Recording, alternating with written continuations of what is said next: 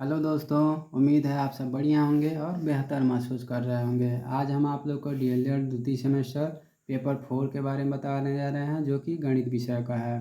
तो गणित विषय में आपको कौन कौन से टॉपिक पढ़ने रहते हैं, इसके बारे में हम आपको बता रहे हैं। तो सबसे पहला टॉपिक जो होता है वो 3 अंकों तक की संख्याओं का लसअ एवं मसअ होता है। तो लसअ का पूरा नाम लघुत्तम समापवर्तक और मसअ का महत्तम समापवर्त्य होता है। इसमें अभाज्य गुणनखंड विधि से और भाग विधि से, दोनों विधि से हमको लगाना रहता है। उसका दूसरा होता है व्यंजक में प्रयुक्त जोड़, घटाना, गुणा, भाग के संकेतों तथा कोष्ठकों का सरलीकरण। तो यह जो है दूसरा टॉपिक बोर्ड मास रूल पे आधारित है। उसके बाद तीसरा होता है प्राकृतिक, पूर्ण, पूर्णांक तथा परिमेय संख्याओं की अवधारणा। तो प्राकृतिक संख्याएं क्या होती हैं, पूर्ण संख्याएं क्या होती हैं, पूर्णांक संख्या क्या होती हैं तथा परिमेय संख्याएं क्या होती हैं, इसके बारे में हमको सामान्य जानकारी लेना है।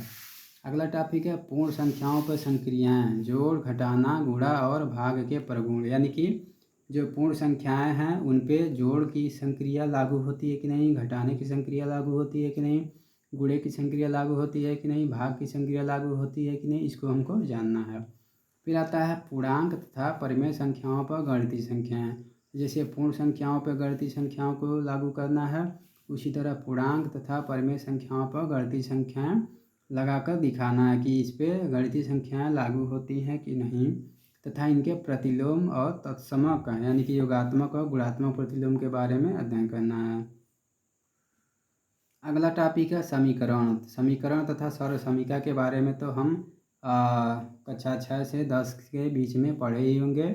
उसके बाद अगला टॉपिक आता है रेखीय समीकरण। रेखीय समीकरण में एक चर वाला रेखीय समीकरण, यानी कि जो एक चर में होता है वही रेखीय समीकरण होता है, का हल एवं इस पर आधारित प्रश्न हमको कहने रहते हैं।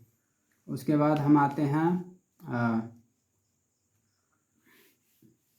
यहाँ तक हो गया। उसके बाद व्यंजकों का गुणनफल तथा सर्वसमीका के बारे में अध्ययन करेंगे।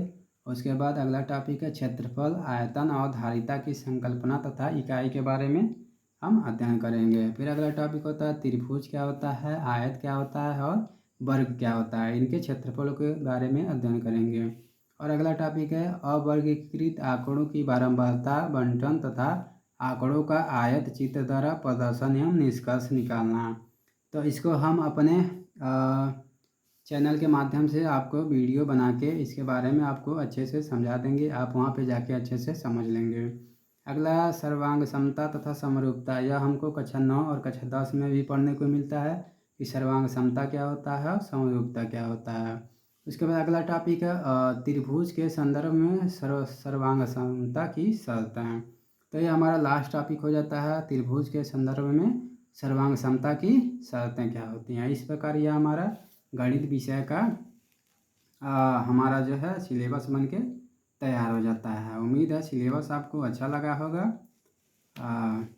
इसी प्रकार आपको इस विषय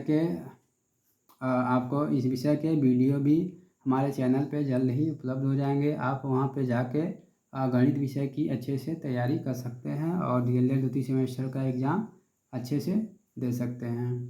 धन्यवाद।